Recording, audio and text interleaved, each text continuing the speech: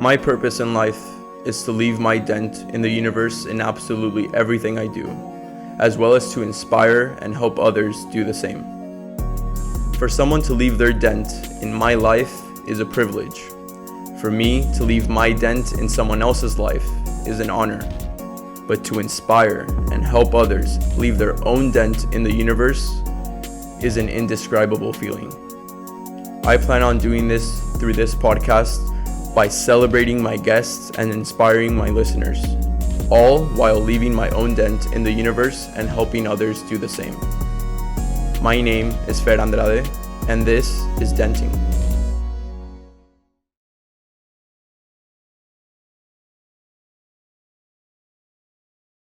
Hello everyone, and welcome back to another episode of Denting. Today I have a very special guest, someone that has been very anticipated on this podcast. I'll tell you why right now. Maya Bordas, how are you? I'm doing great, and I'm happy to be here today and finally get to do this. Yeah, I'm very excited. This podcast episode is special for a few reasons. I mean, there's a few stories behind this of how we met and things like that, but also because of you knowing my story as well, which is different. Like most of my guests just don't know my story or how this podcast started, and you do know it. So before we dive into those stories, do you want to introduce yourself for those that may not know you? Yeah, of course. So my name is Maya Bordas. I'm a senior here at UC Berkeley, and I'm on the women's gymnastics team. And I had the privilege of mentoring Fernando to get into Haas. So yeah, that's part of the storytelling. So let's see. I've never started a podcast with storytelling, but there's a bit that you don't know, which would be interesting. So you mentioned Haas right now. You were my mentor for the applications. Basically, I remember where I was. We were at OSU competing, and I remember it was Halloween because the applications opened up the day after. And I was like, all right, cool. Like, I need to figure out season 2 for the podcast. I have my list. I'm going to start DMing people. And you were on that list, and I DM you, and everything's fine. I go to breakfast. An hour later, I check my phone, and I have a message from Alicia Wilson, and she tells me, hey, your mentor's going to be Maya Bordas. Text her at this number. And I was like, crap, because I just DM'd you, and now I have to text you about Haas, and it was going to be uncomfortable because I didn't know if you wanted to do the podcast or not. And I was like, all right, we'll see what happens. But you replied on both. It worked out, and I think it's even better now that we know each other. Yeah, no, I definitely think it's great that we have some background coming in. It makes me less nervous because I already kind of know you. But just speaking on that, I remember seeing it in my DMs and then thinking, wait, that name sounds really familiar. And then I went to go check, and I was like, oh, he's my mentee. Perfect. yeah, that was interesting. And then with that list that I told you about, this podcast I started recording in May. And I created a big list of Cal athletes that I wanted to interview and things like that. And tying it into another story, I am a big fan of your team, actually. So am I. Yeah. So many sports that are offered here, I've never witnessed in person. That's why I enjoy following like sports like track, swimming, and obviously gymnastics as well. And I remember coming in freshman year, and I'm like, that's going to be so sick. I've never watched gymnastics in person. I want to do that for sure. Nobody wanted to go with me with my friends from freshman year. And I was like, all right, I'll go to one by myself. And I went to the Utah meet here, and then everything got canceled because of the pandemic. So that was unfortunate, but I've followed your team along. And obviously I knew about everything you did last season, which we'll talk about later, but your name was like high up on the list. So definitely very anticipated episode since then.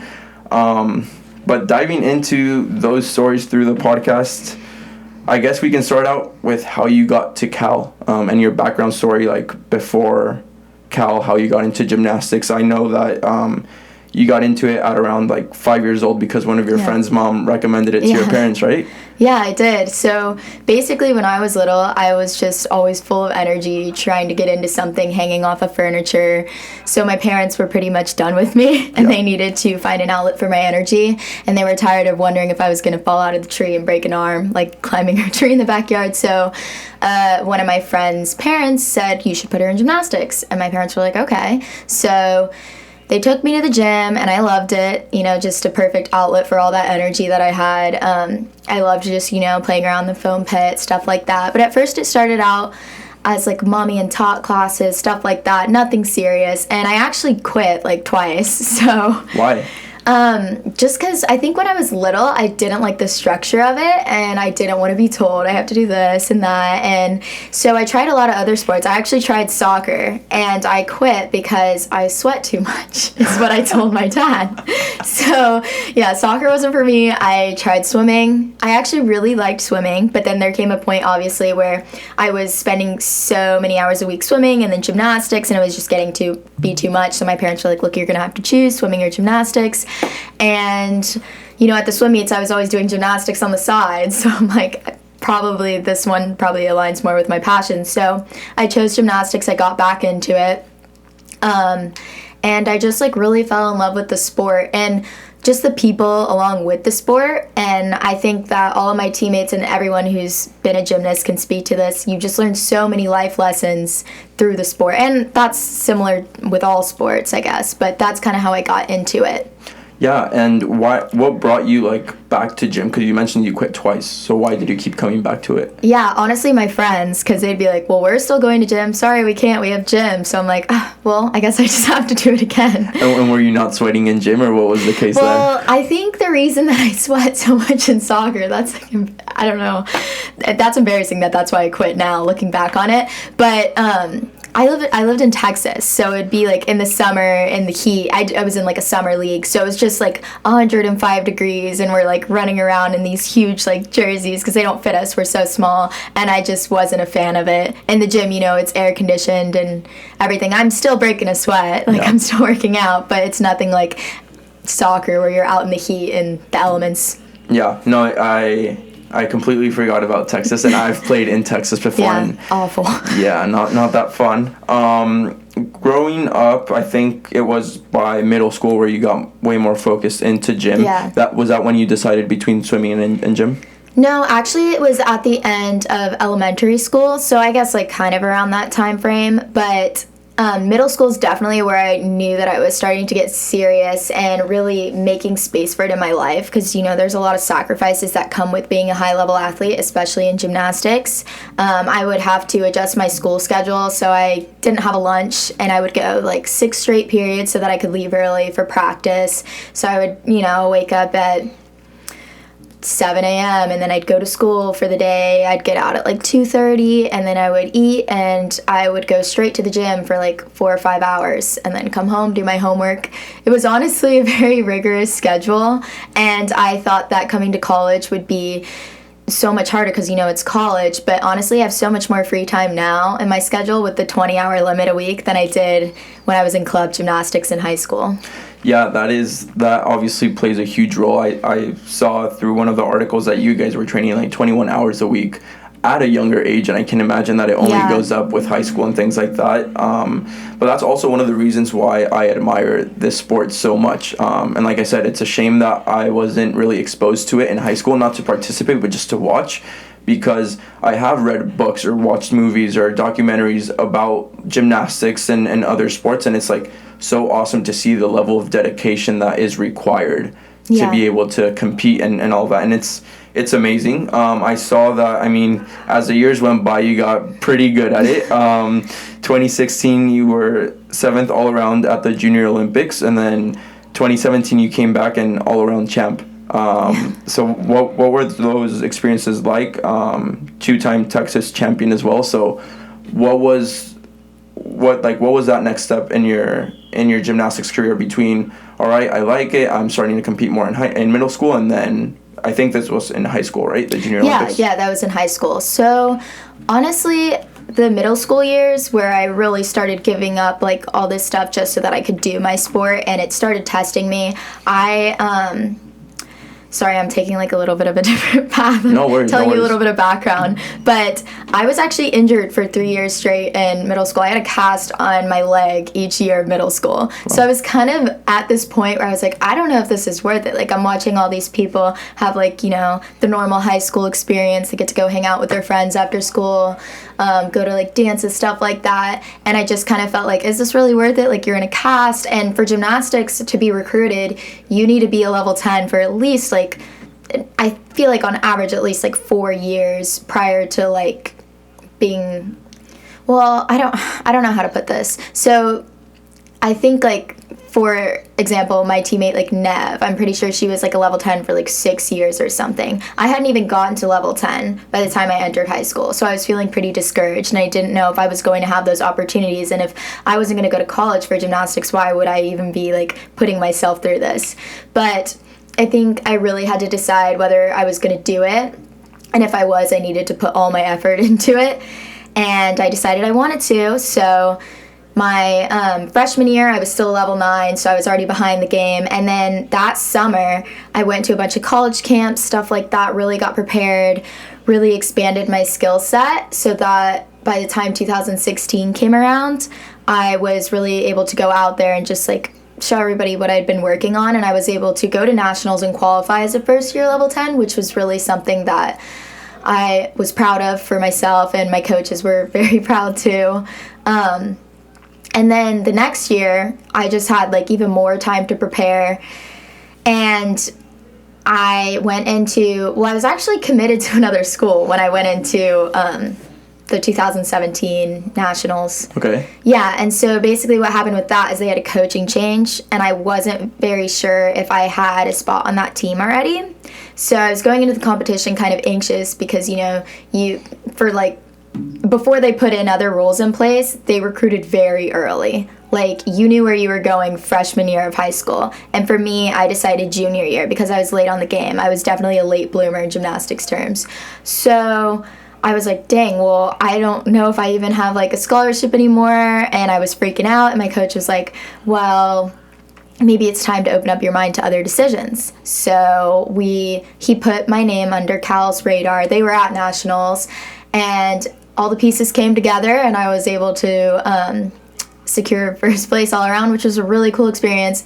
Even cooler because my now teammate Milan Clausy, I actually tied with her. And no way. Yeah, so, and at the time I didn't know we were going to be future teammates. I didn't even know she was committed to Cal. And I got the call from, you know, Justin Howell, and he offered me, and he said, I can't remember exactly what he said, but it was something along the lines of, you know, the girl who was standing on the podium with you, she would be your like future teammate. So I think that's really cool just looking back on it. But I definitely had like a sense of like imposter syndrome. I think that's what it's called, yeah. Where I never really felt like I was that good, even after like all the accolades that I received like in the later half of high school, just because of like where I came, I guess. And like, I just never really felt like I was that good. And so that just felt crazy to me to be able to say that I had won nationals. That's an awesome story. Yeah. So I do know Milan. We were just talking about the freshman seminar, and she's also a peer advisor there. So that's how I met her. Shout out Milan. But that's really cool. What kept you going? Like going back into the whole process was having a cast for 3 years in a row, and yeah. I mean being a level 10 for 6-7 years before all that. What made you believe that you were going to be capable of doing this if all the odds or the social norms in the world of gymnastics were against you? Right. So, so I was only a level 10 for like 3 years or something, but like, I think what kept me going was honestly just like envisioning myself as like a little girl, and like this was always my dream. You know, initially I wanted to go to the Olympics and stuff like that, and then as I got older, adjusting those dreams to just going to college like going to compete for a college gymnastics team. And I just like didn't want to let like my younger self down, and I knew how much that I had sacrificed just to be in the position that I was, even if it wasn't where I wanted to be. So I just didn't want to give up on myself, really. And then looking around, like maybe I didn't believe in myself, but I knew my parents did, and like my coaches did, so that gave me some sense of confidence. You know, if they believe in you, then like you should believe in yourself. Yeah. No, that's awesome. And I'm glad it all played out that way, because I know how hard it is for level 10, not obviously through experience or proper gym understanding, but I've heard of reaching level 10 and how hard that is. But what is the process of jumping to the next level within gym terms? So when you're little, there's I think you start out at level 3, and then 4, 5, 6, and those are compulsory. That's what they call them. And then you become an optional. Of course, I'm recalling when I was in gymnastics and club gymnastics, they've kind of changed the system since then, so I don't know if that's still like that. But then you would become an optional. There's level 7, level 8, level 9, level 10, and level 10 is the highest level in that realm of gymnastics. But when you see Simone Biles on TV, they're elite gymnasts, so there's a whole separate qualification that you have to go through to become an elite. And to just give you some sort of reference to understand kind of the level of elite gymnastics, a typical level 10 floor routine will have 3 passes, and the passes each have an allotted value to them, A, B, C, D, E, and E is the hardest for women's gymnastics typically. And as a level 10, it's crazy if you can do 1 E pass. That's great, and you only have 3 passes. For elite gymnastics, they'll have 4 E passes and 4 passes in one routine. So it's just the skill set is much higher.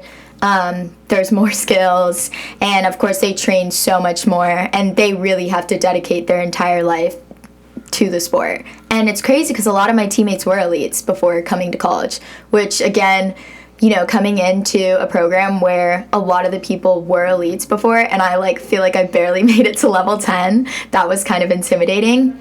But it kind of helps, just being surrounded by people who are so great at what they do. It really inspires you to be better yourself. And so that's something that I really liked about Cal as soon as I got here. So instead of it intimidating you, did you feel like it helped you out just to become better yourself? Oh, for sure. Definitely at first I felt a little bit oh my gosh, everybody here is so good. I feel I barely made it here, even though maybe if you looked at just paper, and you saw that I won nationals, and you might think why would you think that? But just being surrounded by so many people, who have so many accomplishments. When I came in, Tony Ann Williams was on my team.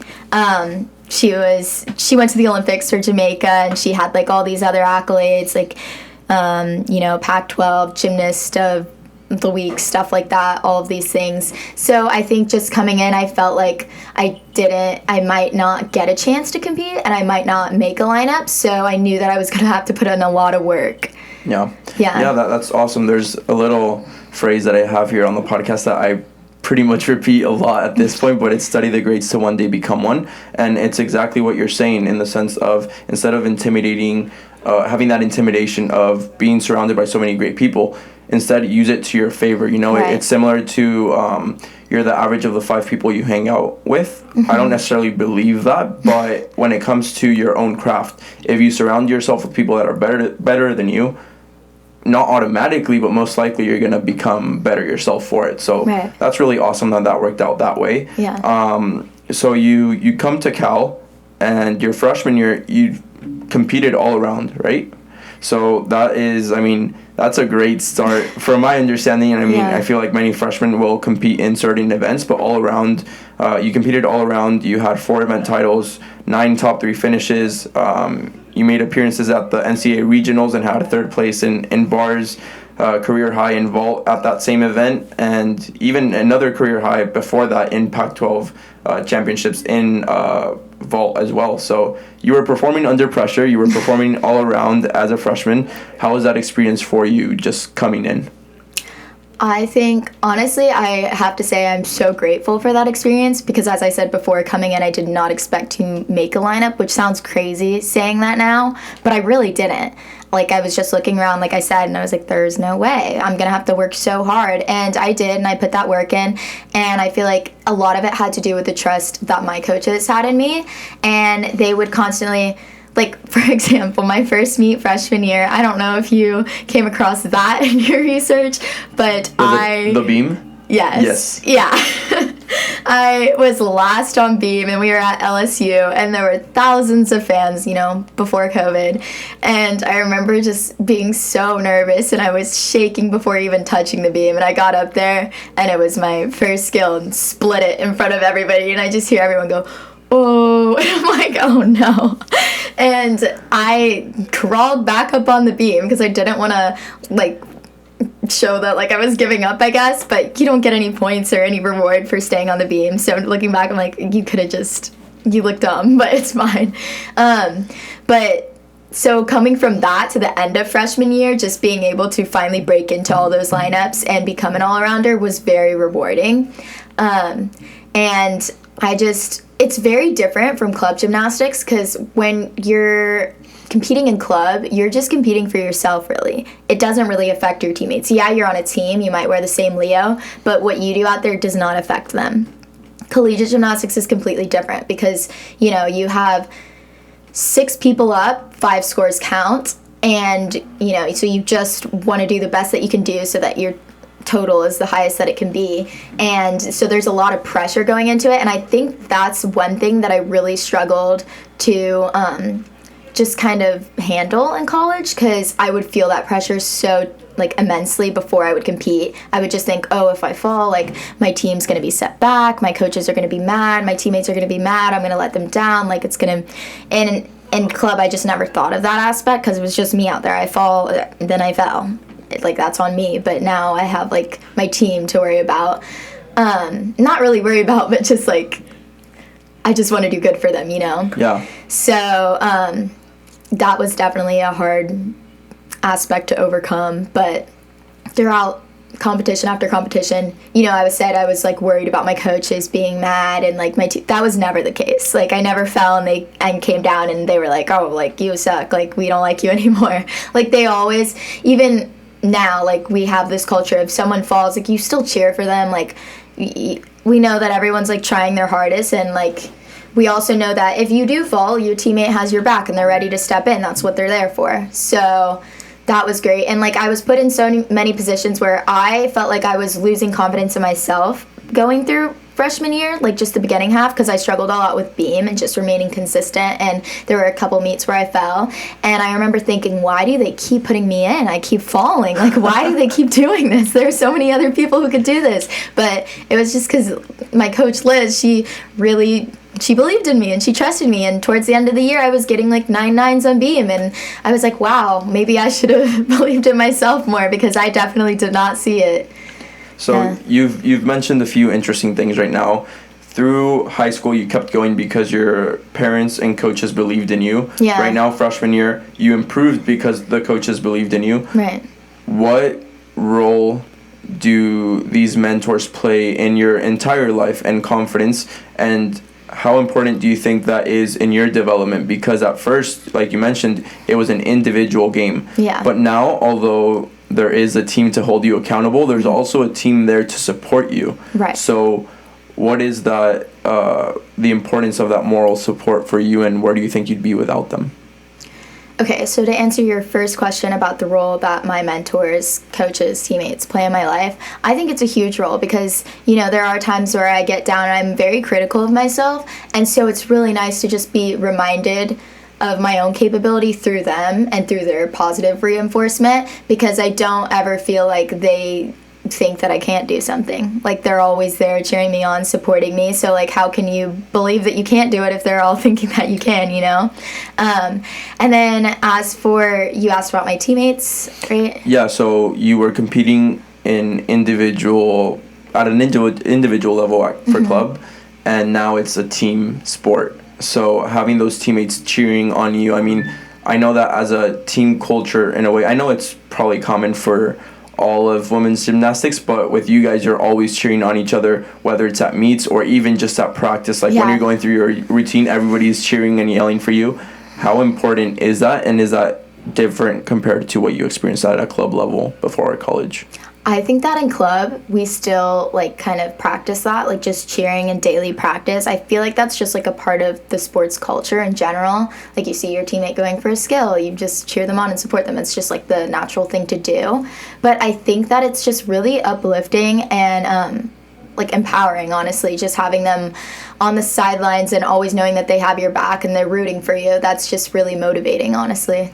Yeah, and, I mean, this is from a very ignorant point of view in a way, but like in the Olympics, which is all I watched like for women's gymnastics up until I got to college, there seems to be like big egos for the people competing there. Obviously, like I know you mentioned that there's the elite level and the level 10, and it's just a different experience overall.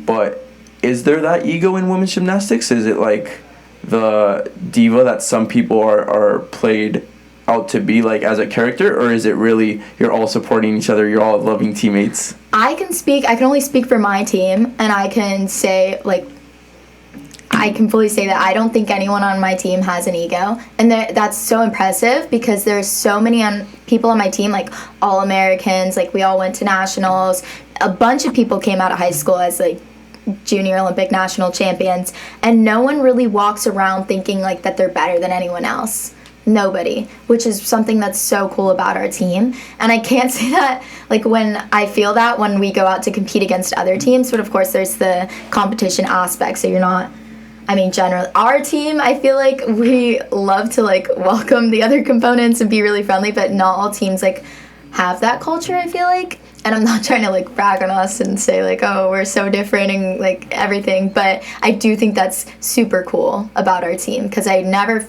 like, even coming in, I didn't really feel intimidated. Well, I felt intimidated, like I said, but it wasn't because of the way that people, like, acted towards me or talked to me. It wasn't like I felt like, oh, wow, they're, like, so superior to me, I can't even, like, be in their presence. Yeah, no, that's awesome, and I'm sure it has to do, like, it's different on every team. Yeah. But that is something that stood out to me. This is going to get posted in like 3 more weeks, but I did see the interview that went up today. It was from Instagram Live with both of your coaches today, and they said that, yeah, like your coach Justin said, nobody has an ego on this team, and that just stood out to me because of the idea that I had with women's gymnastics. So that's awesome. Moving on to your sophomore year, you improved a lot from that very first meet at LSU with the beam, and then finishing off as an all-around and getting 9.9s on beam. Sophomore year, you improved even more. 2-time WCGA regular season All-American, second team for all-around and bars, Pac-12 first team for all-around and bars again, and then Pac-12 Coach's Choice Award, team most improved, and second on your team with 8 event titles and 16 top 3 finishes. And the 8 event titles came in literally all 4 of the possible events. So that's awesome. What was that experience like for you? And obviously it got cut short, but overall, how was your sophomore year? What do you think made you bounce back in that way as to be the most improved gymnast on your team? I don't think I can pinpoint exactly what made me bounce back, but I think that it was just like a slow realization that I was that good, that I can be that good. And I'm not even trying to say that in like a cocky way. Like, I just started to come into believing that I could do the things that my coaches believed that I was capable, and my teammates. So I really just felt confident in my skills, I feel like. And there wasn't as much of a sense of doubt before I competed. And I feel like when you go into something and you already know that you're capable, the result is always going to be so much better. Is there anything that you can pinpoint? If not, it's okay, but is there anything you can pinpoint towards how you got rid of the imposter syndrome? Because what seems to be the difference through your responses is the imposter syndrome. You weren't doubting yourself anymore. You believed in yourself, and that clearly made the difference. Obviously, you had a very great season, and I mean, it shows through results and what your teammates and coaches thought for you to be the most improved. So how do you get rid of that, or what advice do you have for anyone that's going through the imposter syndrome? I feel like when you get to a place and it feels like, you know, maybe before a competition and everything just feels very emotional, and maybe you're, you know, nervous, anxious about the meet. I think for me, I just had to remind myself and reflect on, like, what I can control and like my training. Like I did all of this. There's no way that you're not prepared, and you just have to kind of rely on logic at that point and take the emotions out of it. And just, again, like, they all believe in you. Why wouldn't you believe in yourself? Yeah, very stoic approach. Very nice. Season got cut short. Obviously, the pandemic hit. What was that like? Because the pandemic affected everyone, but it literally ended the season for you guys right when you were headed to Pac-12s and NCAAs. So what was that shift like? You went from competing 1 week to everything being shut down the week after that. Yeah, that was crazy and extremely disappointing, to say the least, because, you know, we were on such an upwards trajectory, and we were just kind of left with this, like, empty feeling of what could have been, because we knew that we were doing so good, and we could have, you know, made it to nationals. We could have, you know, placed first at regionals, stuff like that. And it was just like, just disappointing. I can't really phrase it any other way. And I could see it on all my teammates' faces when they called us in and they told us that the season was over. They sent us home for 2 weeks, and we were like, oh, we'll be back, and they'll schedule nationals and stuff, and we'll be on our way. And then when we got sent home and we were sitting at home, it was just kind of like, ugh, like it just felt like unfinished business. Yeah. Yeah.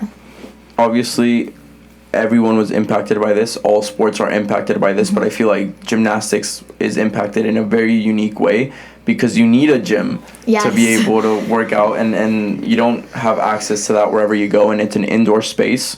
Caleb Rickard was episode 10 of this podcast. Shout out to Caleb, and he mentioned how hard it was to go so many months without that training. What was that experience like for you, especially because back home is Texas, so that's very different from California and all the rules. Were you in Texas the whole time, or where were you throughout the pandemic? I was in kind of a mixture of both, but to answer your question about how hard that was extremely difficult. I had never, like, ever since I've been, like, I'm trying to think when my training got really rigorous, but, like, probably at age 10 on, like, I've never taken, like, more than a week off before the pandemic happened. So when the pandemic hit, you know, obviously the restrictions were pretty tight at first, so I couldn't get into a gym, so I was just doing kind of what I could, just like, you know, going on walks, runs, like doing home workouts. And then Texas was a lot more lenient than California, so I was able to get into a gym at home, but it was very far. It was like a 45-minute drive, and like at home I share my car with my sister, and she has dance, so it was just kind of impractical. So I only really went to that gym like twice, don't tell my coaches that, and over the whole pandemic, and which is not good at all for gymnastics, because it's definitely a sport that you have to keep up with, or you lose your skills very quickly and your strength, and just like muscle memory does come back, but the strength piece to it, if you don't have the strength and the fitness, it's very hard to get back in. So when I would come back to California, I did not have any gym to go to, which was very hard just because restrictions were very tight here during COVID. Golden Bear, where we practiced, was not open. There was a point where I went to Newport to visit my teammate Natalie, and her home gym was open, so I did get in there like once. But over the whole pandemic, I think it was like 7 months or something, I only went to the gym like 4 or 5 times, which is just crazy. And obviously, if you go 4 or 5 times over 7 months, like, it's really like you didn't go at all. Yeah. There's no progress there. So when we came back into the gym, we were let in October. It was like I was learning from day one. I was like, how are we going to get back into shape? Like, I feel like I'm starting gymnastics for the first time. I couldn't do a kip on bars, which I know that probably doesn't really have any meaning to you, but to try and explain. So it's like the most basic skill in gymnastics for bars. Like, you need it to do all your other skills, and it basically is just a way to get on the bar. I was going to say, isn't it when you pop up? Yeah, kind of. Yeah. So you'll raise your toes to the bar, and then you just raise the rest of your body up. Yeah. And I couldn't do that. So I was like, okay, I can't even do the most basic part of a bar routine. And it was October. And right now, like, we're in preseason. October is like you're heavy into preseason, and we couldn't do basic gymnastics, and I wasn't the only one. So it was just kind of scary. So what was the situation with other teams in the Pac-12? For example, Pac-12 men's soccer, there's only 6 teams. 5 teams were training in the fall, and we were the only team that didn't train at all, and we went straight into it in January. I know you guys started as a team late October, but was everybody else already training before you guys? There were definitely teams that, I know UCLA got into the gym before us. I'm not really sure about Stanford or the other Pac-12 schools, but I do know that we were probably one of the latest teams to get back into the gym. So that was also kind of scary, just going into season knowing that all your opponents have been preparing for so much longer than you, and not to mention have like the facilities that they have at their disposal are just so much more advanced and like updated. And I don't know if you've seen Golden Bear, but we're very grateful to have the gym, but it's just like in comparison to other Pac-12 teams and just like other gyms in the NCAA, it definitely does not measure up. But we honestly pride ourselves on that we were able to be that good and train in a gym like that. Yeah, so your gym is right next to our field. Yeah, right under it. Yeah, I've never been to your gym, but obviously I've seen it in stories and things like that. And it does look a bit older to say it is. In comparison to other gyms. So I'm sure that plays a huge role. You get in late October. What were the rules like? So you show up to Cal. You guys, like, what were the rules that were set by the coaches or administration? I think you guys were training and competing in masks, right?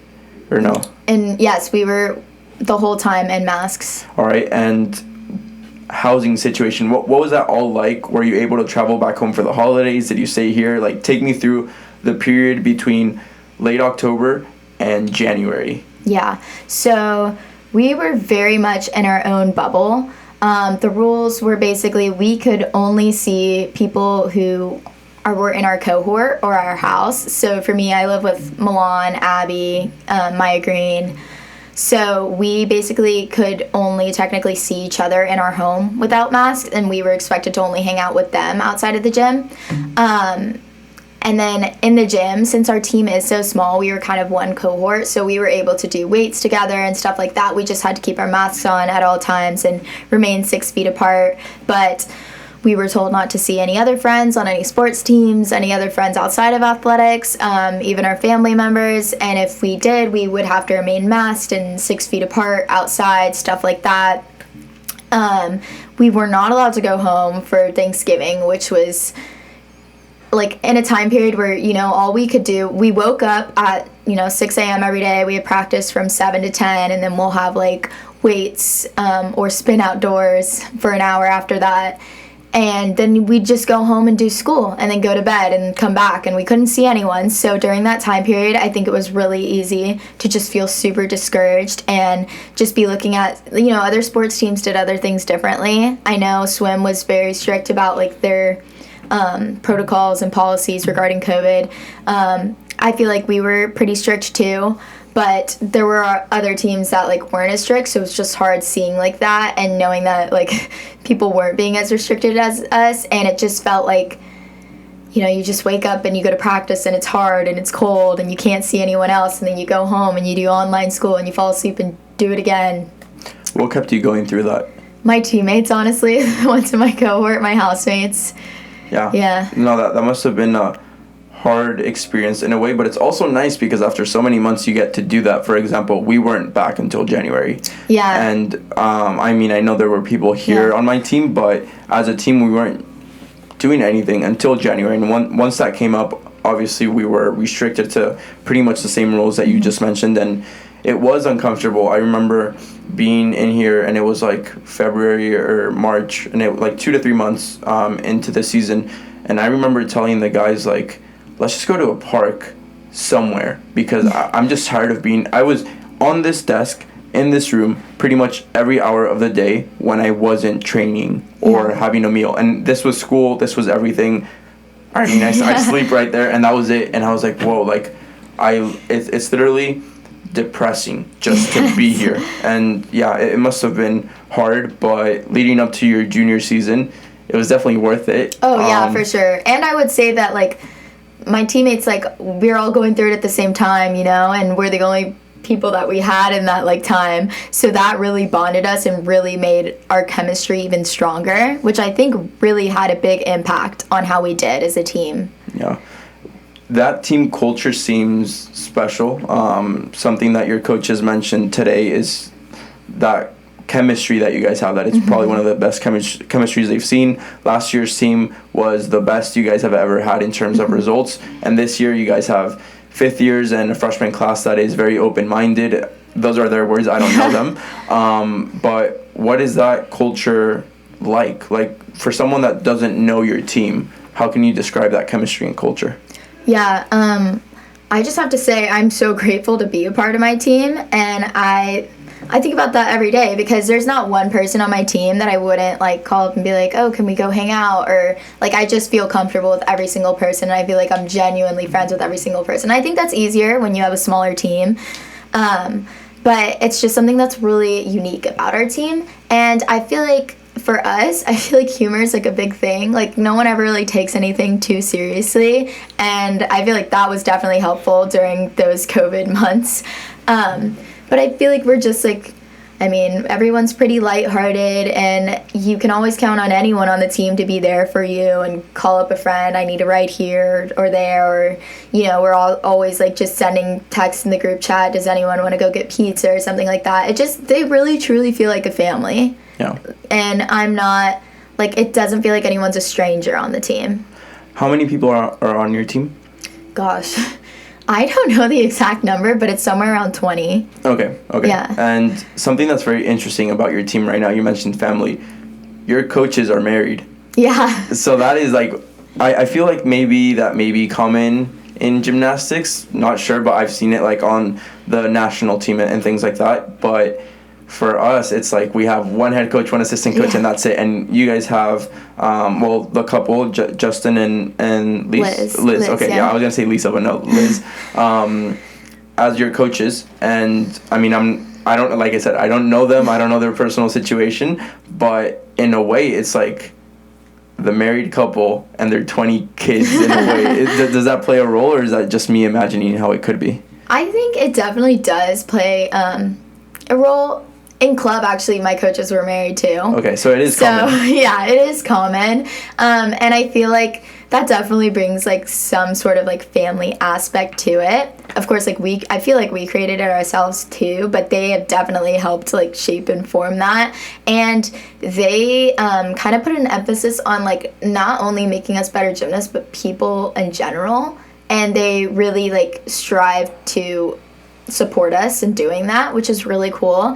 And I think when you're having a hard day, they'll always ask you, you know, what else is happening in your life? Like, are you okay, like, mentally? And I think that really helps, not having the focus always be gymnastics. Of course, like, we want to be good and we want to get to nationals. That's the ultimate goal. But there is still space for them to, like, you know, check in on us and think about other things, connect with other things, and just talk to us like normal humans, which I think is really cool. And that's probably what has contributed to that culture.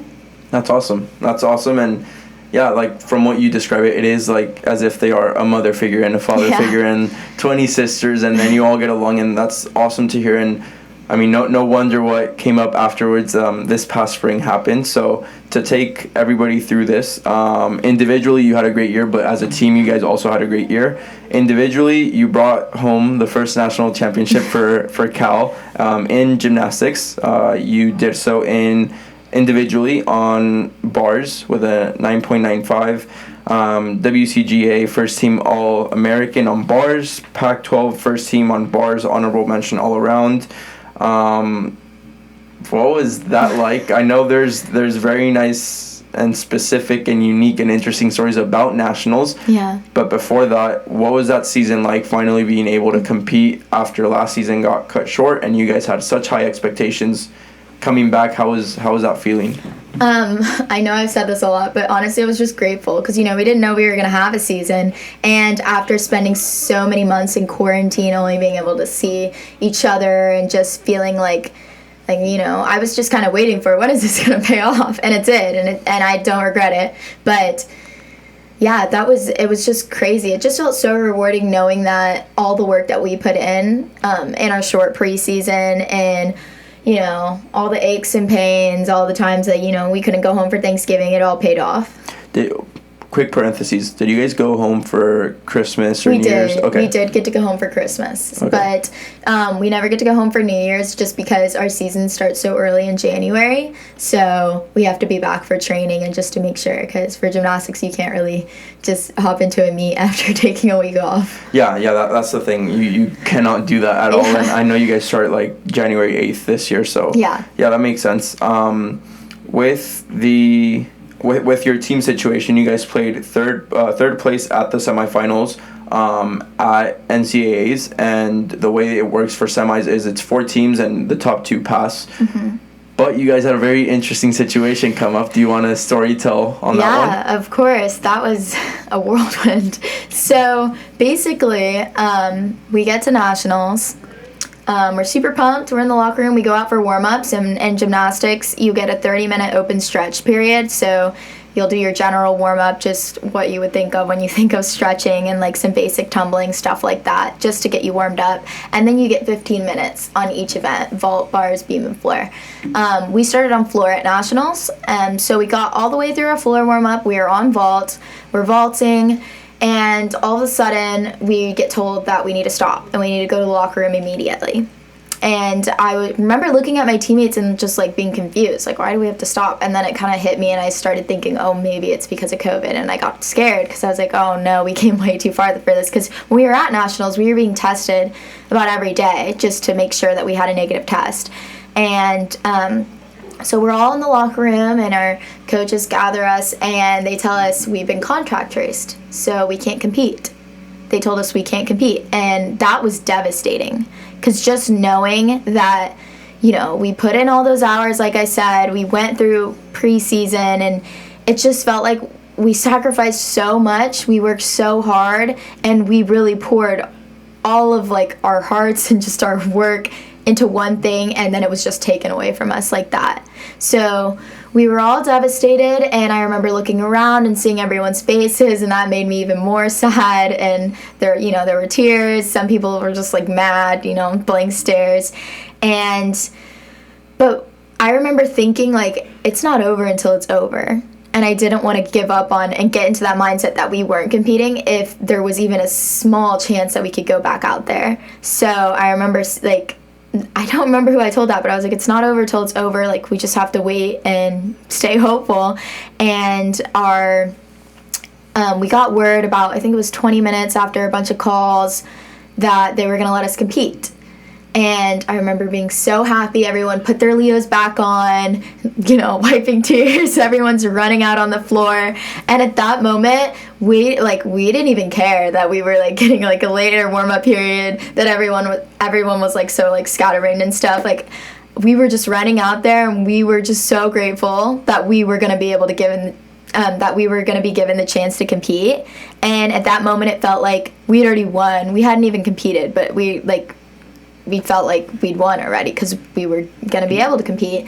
And so we had our own warm-up period separate from everyone else to finish the other events. So everyone just kind of went through, got what they needed to get done, warmed up, and then the 2 people on our team that were contact traced, they had to be double masked, I believe, and when they competed, they would compete and then be taken away every time. So they weren't allowed to like stay with the team, and they had to be very far from the team when they were with us. So that was I'm sure that was a whole nother experience for them, because, usually we're all together, well, we're socially distanced, but we're all together and we're like cheering. So that had to be hard competing for them, just being like alone and then having to go away from us after into who knows where. Yeah, no, that's a ridiculous situation when it's like one of the biggest meets of your life. Yeah. And like you said, you already won. So in a way, I mean, it presents a huge disadvantage to only be able to warm up 20 minutes when you usually get 15 minutes per each event. But in a way, it's also an advantage because you went in, I guess, a bit more relaxed in a way. Yeah, because it felt like, well, the worst of it's already over. The alternative could be you're not competing at all, so you might as well take advantage of this, and, nothing can be worse than that. Yeah, that's awesome. And obviously, I mean, your team ended up placing 3rd at the semis, but then you individually became a national champion, and that's the first time. You're the only national champion in Cal Gym history, so what was that experience like for you? Take me through the event on uneven bars and what that was like. Yeah, so it's kind of funny because I remember having like issues in training with bars specifically, like my routines just like kind of were off.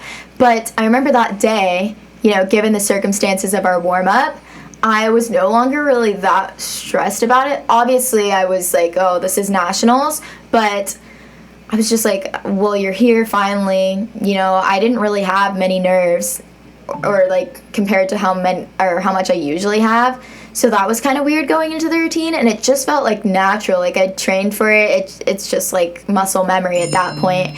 And I remember sticking my dismount and thinking like, wow, those are like pretty good routine. And then I stuck it, and I didn't think anything of it because for us, you don't find out that you won until the last session had to go. So a whole another 4 teams had to go. And it was basically if my score held up, then I would become a national champion. And I ended up tying. But I remember thinking, like, do not, like, I hated when anyone would say, like, oh my gosh, you're going to be a national champion. Oh my gosh, like, that's, like, you did it. I was like, no, don't say that now. Don't, because I didn't want to get my hopes up and then someone goes and, like, tops my score. So I actually did not get ready for the ceremony because I was so convinced, and I was like, oh, don't get ready because that's going to be weird if, like, you get ready and then someone else beats your score. So I didn't get ready because I just didn't want to, like, let myself believe that I won, and maybe that goes back to, like, the sort of, like, imposter syndrome.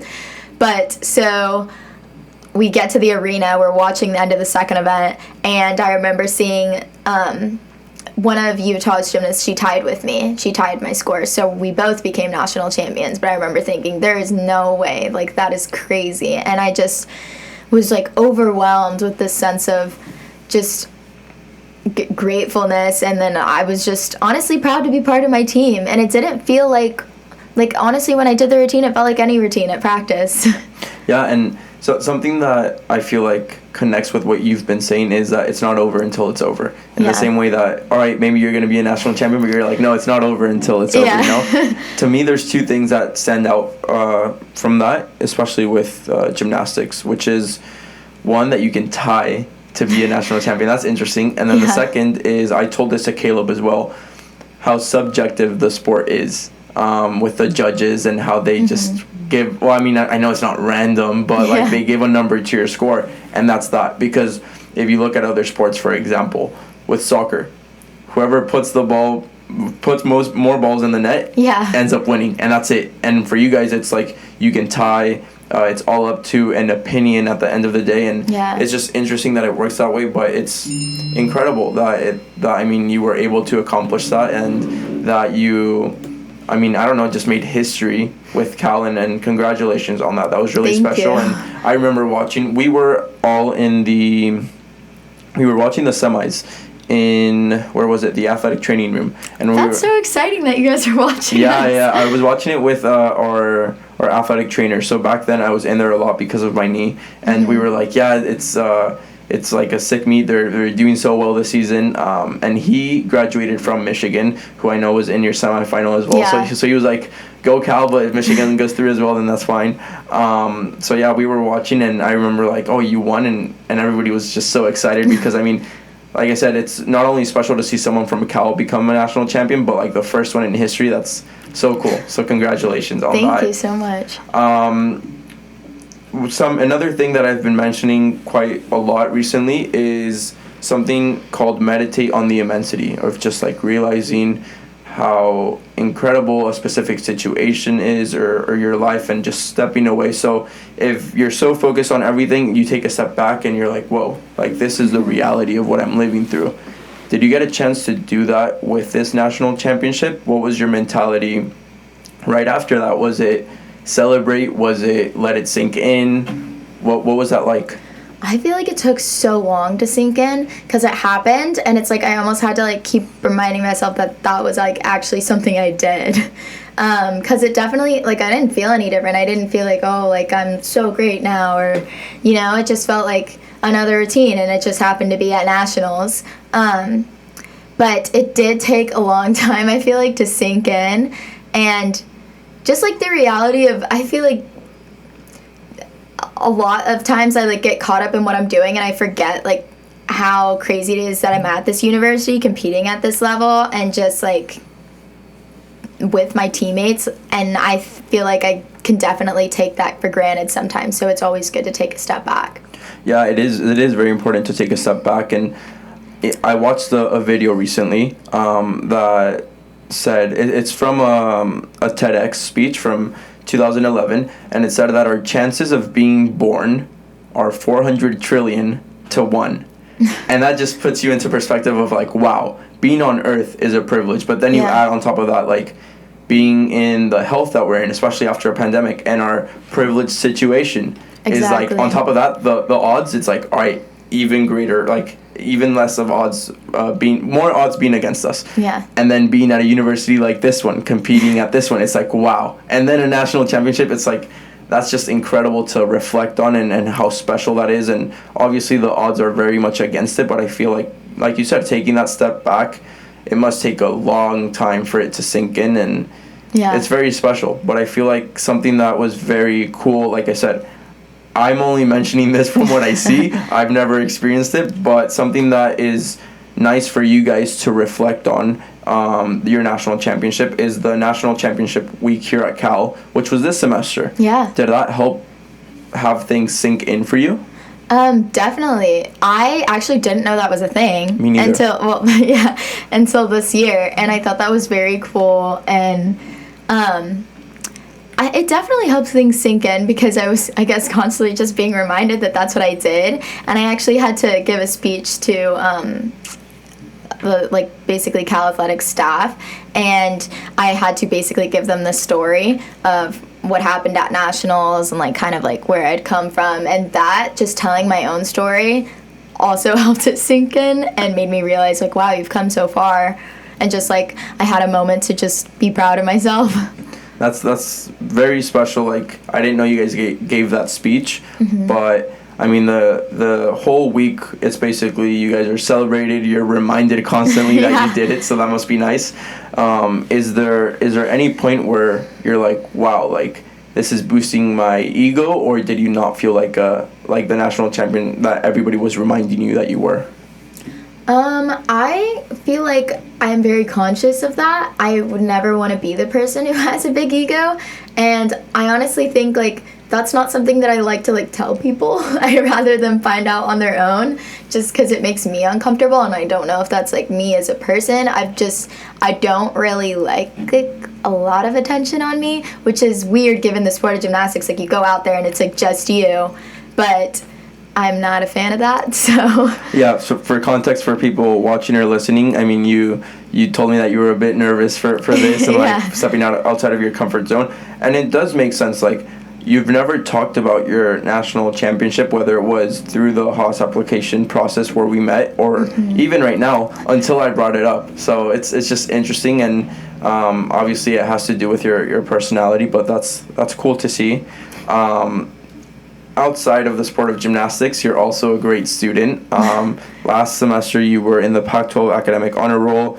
You're in the Haas School of Business, and you want to tie that into some sort of pre-med eventually. I'm not sure what your plans are with that. But on top of that, there's also a group called GPAC that you're in, and that's Gymnast for Peace, Action, and Change. And they promote diversity and inclusion, and it involves a representative from each of the 8 Pac-12 teams for gymnastics, and you're the representative for Cal. So what is that aspect of your life like, whether it be as a student athlete, like the student side to things, and also just as a leader in your community, whether it be with GPAC or any other groups here on campus? Yeah, so GPAC, we actually started that like in light of the events of spring 2020. We just felt like there was a need for spreading this awareness and becoming part of the change rather than just like remaining silent.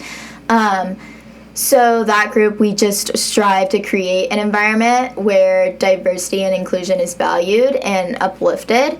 And being a biracial individual, my mom is Black, my dad is white, but I grew up in a predominantly white area, so I wasn't really exposed to diversity, and a lot of the things, like, reflecting back on them, I'm like, oh, like, that was kind of maybe that was kind of racist. And like a lot of the things that I like kind of experienced, I just thought were normal until coming to Berkeley. So that really opened my eyes, and I kind of realized that a lot of those experiences that I endured, they weren't meant to be offensive. And like I genuinely think the people that were maybe like saying those things or doing those things, they didn't really mean it. They just didn't know any better, which I feel like is part of that awareness piece. Like we really need to just educate people and like spread awareness. So that's kind of where like GPAC came from and my involvement in it and why I wanted to be involved. But we haven't really, it really starts like during season. So we've only met once, and unfortunately I was in class at that time. So yeah, hopefully we have some good things in store for this year and we can really start some of those conversations. That was a really big part of, I think it was summer 2020. It was just like part of like starting those conversations with our team that can be uncomfortable, but we're a very diverse team. Like everyone comes from different backgrounds, different ethnicities, different cultures. So there was a big challenge in just like kind of creating that space where people felt comfortable sharing those things and just, spreading awareness. Yeah, that's very awesome, and I applaud you for that. I think that is what is needed. I'm not sure what your take may be on this, but you mentioned conversations multiple times, and for me, the solutions to our world's problems can be summed up through dialogue and a proper education. I feel like that's what we need, and for you to be doing that and being involved in that is awesome. Like you said, it starts in season, so hopefully it can pick up soon, but the fact that you're even doing that is very awesome, so I applaud you for that. Thank you. Moving forward, season's about to start. It is. It feels so weird because, for context for everyone, we're recording this on December 17th, which is the last day of finals for us. We're officially done. Finally. So I'm going home right after this, and there's Christmas, there's New Year's, but when I was listening to the interview from your coaches this morning, they were like, yeah, season starts in 3 weeks. And it doesn't feel like January 8th is only 3 weeks away, but obviously that is coming up very soon. What are your goals or expectations for this big season? Because obviously you built up freshman year individually, sophomore year most improved, and your team was starting to pick things up. Obviously the pandemic just cut that short. Junior year, best season you guys have ever had. Individually, you're a national champion. So what's next? Well, that's a great question, but honestly, I don't like putting like expectations on myself. I found that kind of limits my performance just because I feel that pressure and I'm only thinking about how I have to measure up instead of just going out there and doing my best and, everything else will follow. So I just have to say this year I just want to enjoy my team and my teammates for one last time and just really enjoy the sport in general. Like really appreciate every moment and chance that I have to compete and of course do it to the best of my ability. But I think that this year for me will just be about appreciating the sport and the opportunity that's been given to me, and then the rest will follow. So this is officially the last season. There's no fifth year, no anything into consideration? There is not, Interesting. Unfortunately. And the thing that's interesting to me about gymnastics is that peak age is like high school and college. After that, it's over. I think that's just because of how hard it is on your body. And to tell you the truth, like, until recent years, and Simone Biles, being so great at her old age, like people call her a grandma, and she's like, 24 or something like that? I don't know how old she is, but it's just like 20s.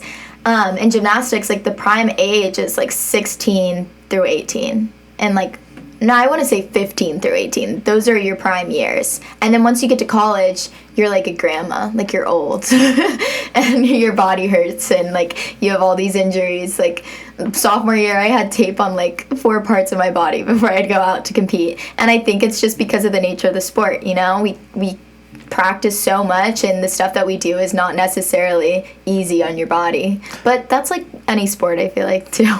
Well, not to that extent. That's one of the reasons I admire the sport of gymnastics so much, because I mentioned at the beginning that I'm a big fan of your team, and one of the reasons I love gymnastics so much is because I literally watched the videos, or the one time I went in person, but it's mostly like the live stream or the videos, and it's like, wow, I could never do that. Like, that is crazy to do. But I also understand that the toll it takes on your body and your joints especially must be ridiculous. So I understand why those are the prime years, and it's just interesting when everybody else in different sports is like thinking about the next stage in their career, or maybe just retiring per se, but they can still participate in it. But with gymnastics, I feel like you can't just casually pull up and like for us it's like pickup soccer. You can't just do pickup gymnastics. Like you would get injured or do something like that. So that's interesting. But with the toll on your body, you mentioned that you guys train from 7 to 10, and then you have spinning and weights, which is obviously very necessary for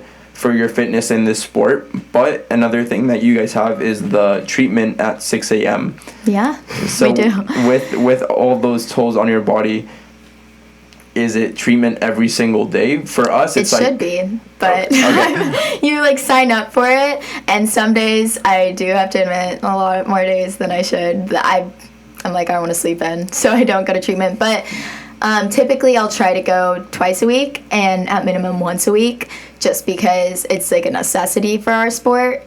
If you're not rehabbing, then you're really going to feel it the next day in the gym. Yeah, no, I was just asking it not because you should be there every single day. I'm asking it mostly because for us, it's like you're only in there if something happened. Otherwise, you don't need to go to the athletic training room at all. But that's interesting, because for us, every single one of us is expected to go, and our coaches always say, like, if you're not in treatment, then we're just going to expect that your body feels great. So unless you're going to treatment, like, we can't really help you because you're not helping yourself. And for us, it's like, obviously, if something does come up, then you go. But otherwise, I mean, the sport of soccer doesn't really take that much of a toll on your body like gym does. So that's basically why I was asking. Take me, like, just to start closing out, what's the culture like on your team? We've already talked about the chemistry. We've talked about how it's a family, but what's the level of, what's the word of, not strictness, but like how much do you guys ask of each other? Is it an environment that just pushes you to the max, or is it more friendly and just giving you the freedom to reach your potential rather than pushing you towards it? I feel like I always feel like I'm pushed to be like the best version of myself and to be excellent, because I feel like I said, you look around on my team and you see All-Americans, you see like Pac-12 gymnasts or stuff like that, and so you are like, no one's telling you like, hey, go do this, go do that, you need to be better in this, but you just feel that and you're pushed to be that like best version of yourself. But like more like face to face and like in our general interactions, I feel like everyone's pretty like, you know, easygoing. We're always laughing, like cracking jokes, stuff like that. So you wouldn't feel that, but it's like an unsaid almost like motivation, I guess. Like everyone wants to be the best because we all want to be the best together, you know? Yeah, and just having your teammates around you, and just like you said, All-Americans, Pac-12 Gymnast of the Year, things like that must be so special, and just an unspoken motivator like you just mentioned, which again goes back to hang out around people that are better than you, and that's what's going to happen. So that's really special. With what else do I have in mind? I have a few other questions, but we already talked about cheering on each other, your coaches. This is important. Ranking just came out. Yes. You guys are number 3 in the Pac-12. Which is very interesting because I thought we should be 1, but I'm kidding. We probably should, but there's 8 teams in the Pac-12. You guys are 3rd, so people would be like, all right, I mean that's decent. But then you're number 7 overall, which says a lot about the Pac-12. If you're 3rd in the Pac-12 and 7 in the nation, competitive. Yeah, that does say a lot. Your coaches this morning in the interview, they said that the goal is to be able to compete with everyone. And I asked you about the goals and expectations, and you said you'd rather not do that, but the goal is to compete with everyone. What is that aspect to things like in the Pac-12? Because I know UCLA gymnastics has a huge reputation, right? But what's it like knowing that the Pac-12 is so great at gym, and then nationally it just gives you a different standard, doesn't it? Yeah, because I mean, in the Pac-12, it's just so competitive, and I'm pretty sure those other two schools above us are UCLA and Utah. And they are great schools, great gymnasts, great athletes. And so if we are competitive, like, against them, then nationally, like, we can compete against everyone, I think. And we can. And I think we kind of forget, like, even I'm talking individually, I've, like, previously, how I never think that I'm, like, that great, or I kind of have to be reminded of it. I feel like that goes for my team too. Like, we kind of forget that we are capable of so much and we are so good, and then we kind of look around and we're like, oh wow, like, we're number 7. Yeah, number 7, and last year towards the end, this is preseason rankings obviously, but towards the end of last season you guys were number 5. Yeah. So that is, I mean, I understand how hard it must be, but that's still crazy, like, to realize that. One of your team phrases, this is probably the thing I love most about your team, the phrase "one day better." Oh yeah. Elaborate on that and what that means. Well, we hear that every day. I've heard that since I came here. It's actually on several pieces of our gear.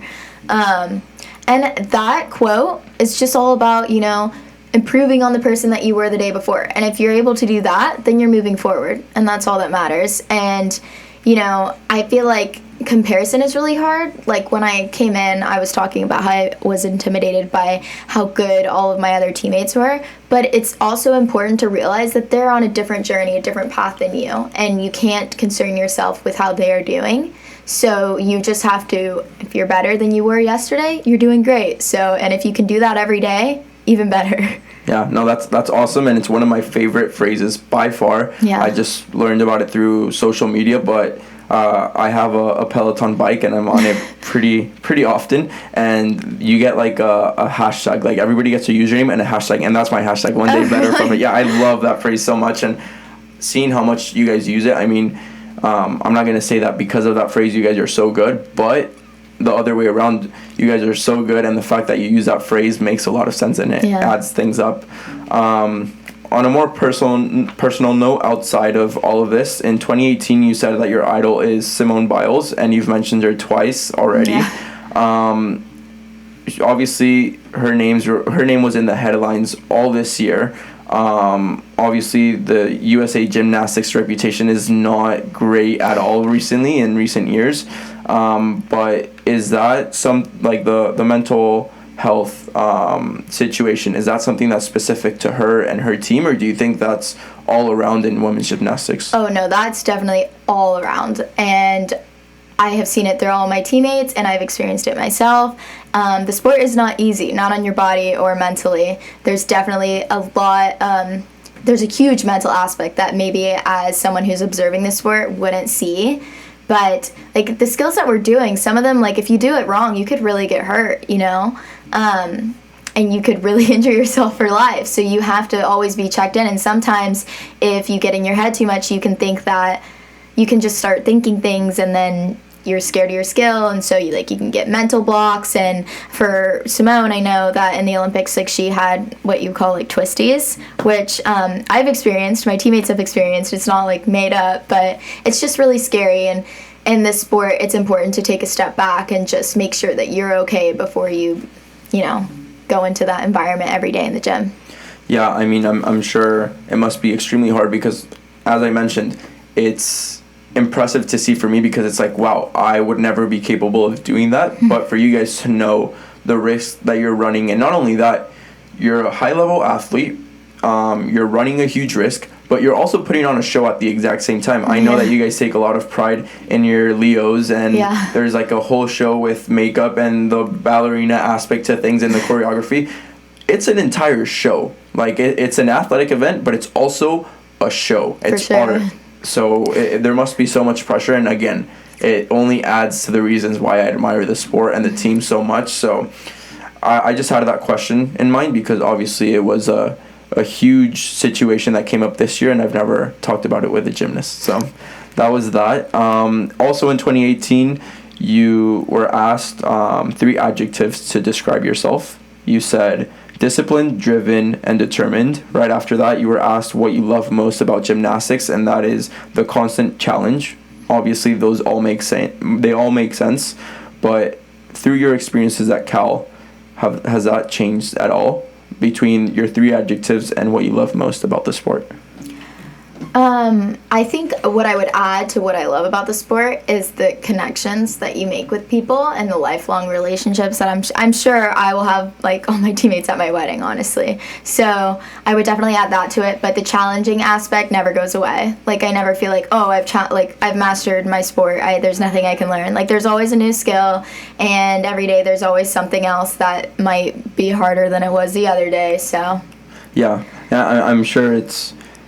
Although a collegiate experience does add a lot of value to your career, I feel like with gym, it's the same challenge over and over and again. It must be nice because even though it's the same word, challenge, you're always leveling up and there's a new challenge ahead and something else to chase for. And I don't know, that's very cool about the sport. I feel like it applies to any sport and anything in life, but that must be awesome. You already mentioned it's the last year. Yeah. Any thoughts go like right before you start in a few weeks? I mean, it's like bittersweet, you know. I'm sad, but it's been a long journey. My body could not be more excited, but like me as a person, I'm definitely sad it's such a big aspect of my life, you know, and it's definitely part of my identity now. But, you know, I don't see myself as only a gymnast, so that's good, but it's also just going to be hard not having to go to practice every day, or not even like not having that like structure in my life is going to be difficult. I feel like it's the first time I'm talking to someone that like knows retirement is coming up because of the difference in sports.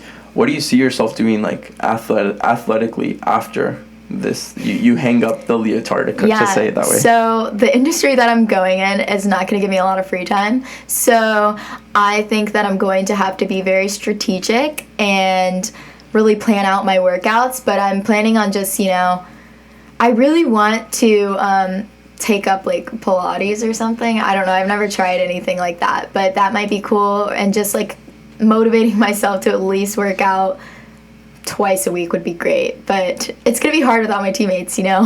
Yeah, I figured. And yes, you are much more than an athlete. You already have a job lined up by next summer, so congratulations on that. And yeah, I mean, that's pretty much it. Did I miss anything or anything else that you'd like to add?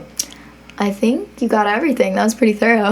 Cool. Well, this is getting posted on the 10th of January, but on the 8th of January, you guys have your first meet, the College Invitational in Anaheim. Yes. Actually, I just saw that, I think it was yesterday or this week, a few days ago. And my sister doesn't do gymnastics, but she's always enjoyed watching it, and we've never been to an event, so we will be there. Yes. Are you really? That is, I mean, it's 3 weeks away, but that's the plan. We will drive up to Anaheim. I would love that. Our team would love that, because I feel like sometimes when we have meets in Berkeley, either I feel like not a lot of people know about them, or it's kind of hard to get to Berkeley if you're like just like a club gymnast in a local gym. Like, I don't know, I feel like parking and everything maybe deter people from coming, and I just feel like we don't get a lot of people to come. So anyone that comes, come to our meets, please. Yeah, no, I mean, I will for sure. I already checked out the schedules for the sports that I mentioned. Like, track hasn't come out yet, but like gym and swimming, like I know for sure which ones I'm going to, and I will be there in the spring. But starting with the Anaheim one, the goal is to be there with my sister so that she can check that out, and also because I want to be able to watch there in person. So I'll be cheering there, but it's also special because like I've mentioned, I admire your team, I admire you, all the hard work you guys put in, and I just think that it's awesome to see empowered women compete at such a high level. But not only that, for me, it's like I want my sister to see that, you know, and to know that the same way that I admire you guys, like she can have someone to look up to and admire as well. So I'm really excited for that, and I'm looking forward to hopefully being there. I'm excited too. Yeah, so hopefully that can work out, and I'll see you guys there. But yeah, that's pretty much it. Thank you so much. To anyone that watched on YouTube or listened on Spotify, thank you so much. If you found this episode to be helpful, please share it with anyone else that would be interested. Please subscribe to my YouTube channel, follow my podcast on Spotify, and yeah, that's pretty much it. Thank you so much, Maya. Thank you. I'll see you guys all next time. That's it. I say bye. You can say bye if you want. You can wave. Thank you so much for listening to today's episode. Make sure to subscribe to my podcast and follow me on my personal social media accounts for more. all at Fer Andraez.